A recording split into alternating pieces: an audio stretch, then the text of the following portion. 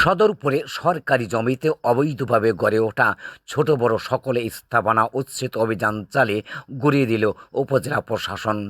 ফরিদপুরের সদরপুর উপজেলায় সরকারি জমি দখল করে নির্মিত সকল স্থাপনা উচ্ছেদ অভিযান চালিয়ে নির্মিষ করে দেওয়া হয়।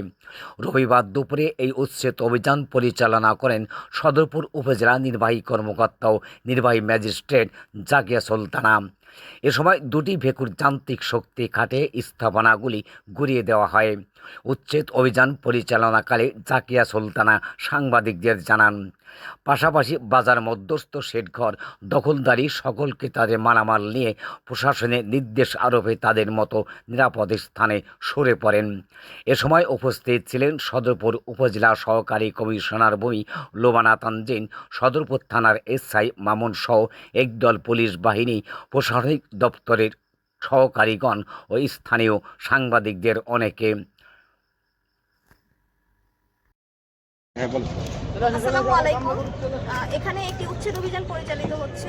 দীর্ঘকাল যাবৎ সরকারি এই জমির ওপর অবৈধভাবে বিভিন্ন অবৈধ স্থাপনা ছিল, সেটি আজকে আমরা উচ্ছেদ অভিযান পরিচালনার মাধ্যমে ঊর্ধ্বতন কর্তৃপক্ষের নির্দেশক্রমে এই অভিযানটি পরিচালনা করেছি এবং আমাদের এই উচ্ছেদ অভিযান অব্যাহত থাকবে। ধন্যবাদ।